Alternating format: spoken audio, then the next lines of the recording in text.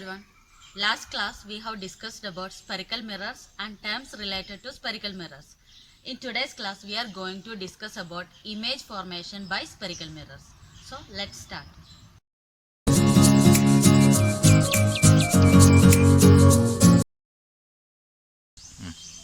Before moving into the concept of image formation, let us discuss the rules of reflection by a concave mirror.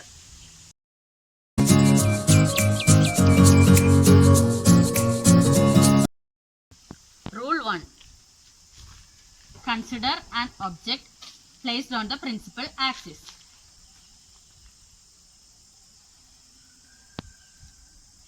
This is an incident ray coming from the object incident on the mirror.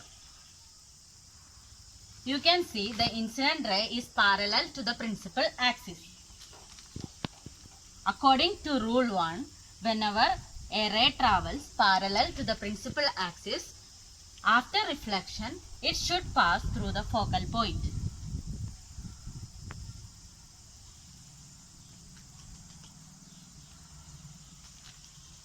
So, whenever an incident ray travels parallel to the principal axis, after reflection, it travels through the focal point. This is rule 1. Now we can see rule 2. Here an image is placed on the principal axis. Now the incident ray coming from the object passes through the focal point and is incident on the mirror. According to rule 2, whenever an incident ray travels through the focal point, after reflection, it passes parallel to the principal axis. So, in rule 2, whenever an incident ray passes through the focal point, after reflection, it travels parallel to the principal axis. Now, let us see rule 3. Let us place the object on the principal axis. Consider the incident ray coming from the object passes through the center of curvature. After incident on the mirror, it reflects back. We can see that the reflected ray passes through the same line.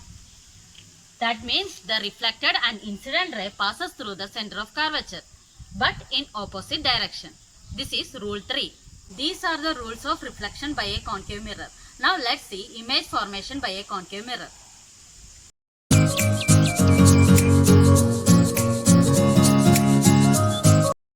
Now let us see image formation for concave mirrors.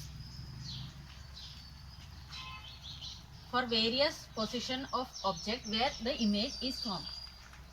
So let us consider the first position, that is infinity or beyond C. That is when the object is at infinity, beyond center of curvature. Here the rays that are coming from the object travel parallel to the principal axis.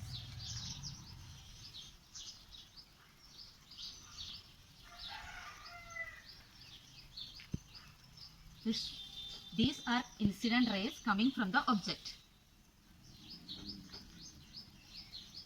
We know that whenever the rays travel parallel to the principal axis, it passes through the focal point. Now, the incident rays that are coming from the object after action passes through the focal point.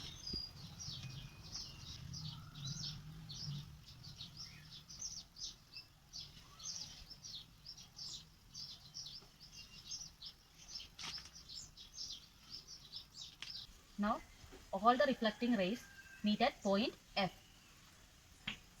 So, here a point size image is formed. So, when the object is at infinity or beyond center of curvature, we will get the image at F. And the image will be a point size image. Now, let us see the second case. That is when the object is between infinity and center of curvature. Let us consider an object between infinity and center of curvature.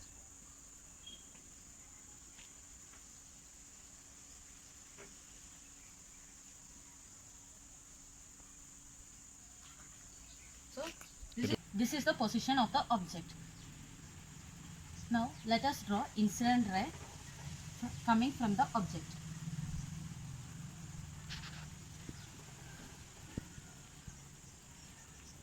This ray is parallel to the principal axis. We know that any ray that travels parallel to the principal axis after reflection passes through the focal point.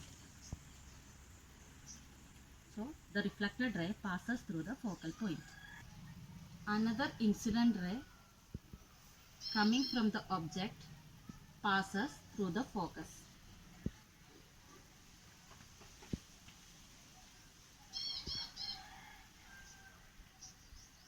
We know that any ray that passes through the focus travel parallel to the principal axis after reflection. So in this case, the ray that is passing through the focal point after reflection travel parallel to the principal axis. Now we can find that both the reflected rays meet at some point between F and C, that is focal point and center of curvature. Let us mark it as I. So this is the position where our image is formed.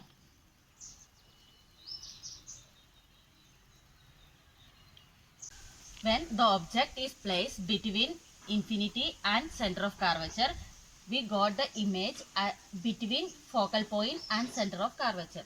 That is, when the object is between infinity and center of curvature, we will get the image between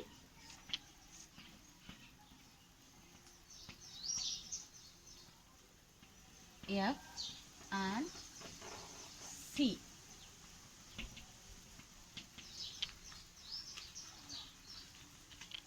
And the nature of image is that it is a small and inverted image. Let us see the third case, that is when the object is at the center of curvature. When the object is placed at C, that is the center of curvature, the incident ray coming from the object travel parallel to the principal axis. We know that any ray that travels parallel to the principal axis after reflection passes through the focal point.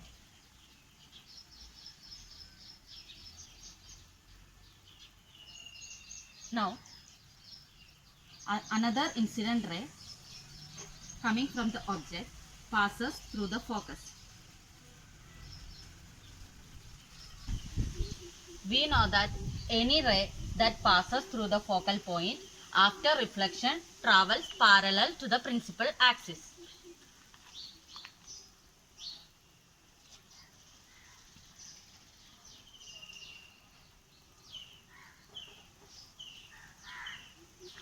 Both the reflected rays meet at some point.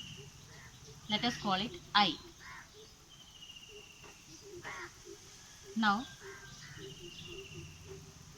let us join point I to the principal axis. So this is our image.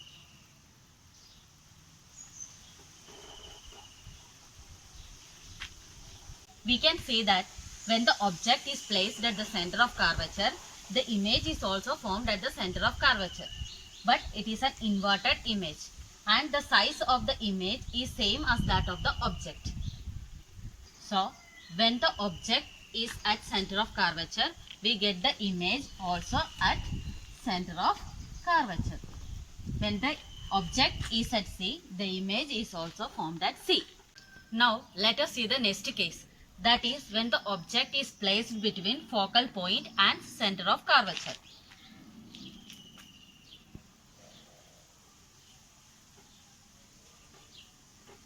The object is between the focal point and center of curvature, that is between F and C.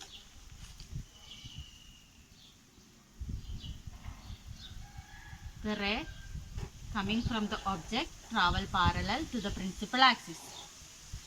We know that any ray traveling parallel to the principal axis passes through the focal point. And another ray coming from the object travel through the focal point. Any ray that passes through the focal point after reflection travel parallel to the principal axis. Now these rays meet at some point, say I. This is the position of the image.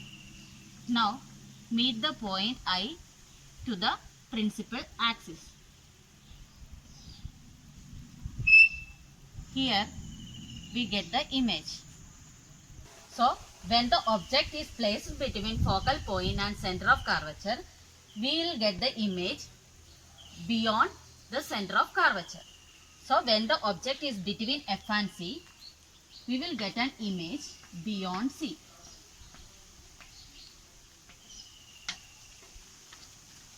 Now let us see the case when the object is placed at focal point or focus.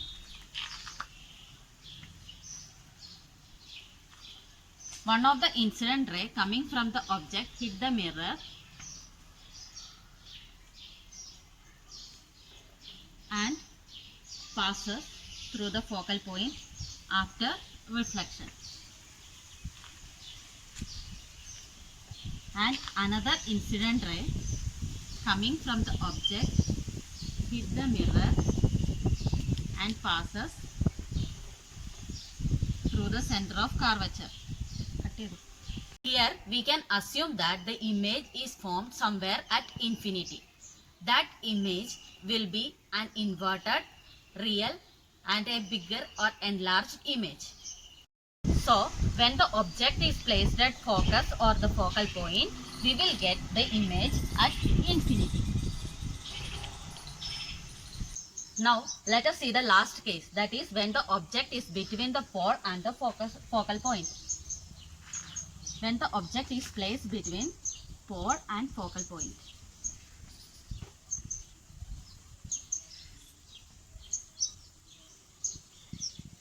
So this is the object. One of the ray coming from the object after reflection, as it is parallel to the principal axis, it passes through the focal point. And another ray coming from the object after reflection passes through the center of curvature.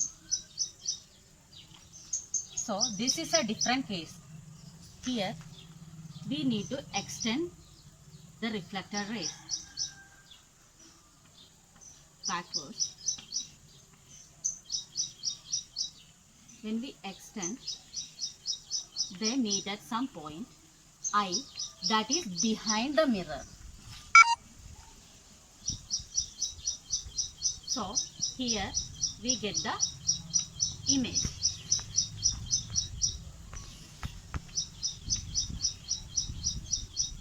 We can find that the image formed is a virtual image which cannot be caught on a screen, and the image is erect and enlarged image. So far we have discussed all the 6 cases that were related to image formation by concave mirror. Out of the 6 cases, the 5 cases we got real images.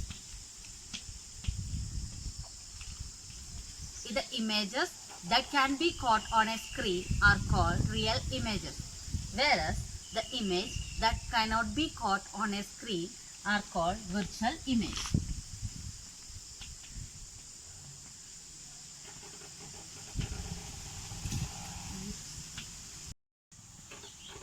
In the first case, we have got a point-sized image, whereas in the second, third, fourth and fifth cases, we have got images that were inverted.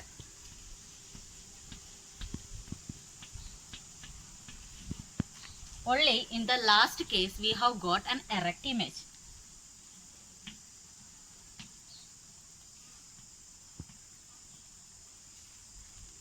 Coming to the size of the image, in the first 3 cases, we have got diminished images. And the last 3 cases, we have got images that were enlarged. In the first case, we got a point-sized image. Whereas in the next 2 cases, we have got images that were diminished. And the last cases, we have got images that were bigger compared to the object. So once again, let's have a quick look at the table. So in the first case, when the object was placed at infinity, the image was formed at focal point. And in the next case, when the object was placed between infinity and center of curvature, the image was formed between the focal point and the center of curvature. And in the third case, when the object was placed at the center of curvature, the image was also formed at the center of curvature. And in the fourth case, when the object was placed between the focal point and the center of curvature, the image was formed beyond the center of curvature.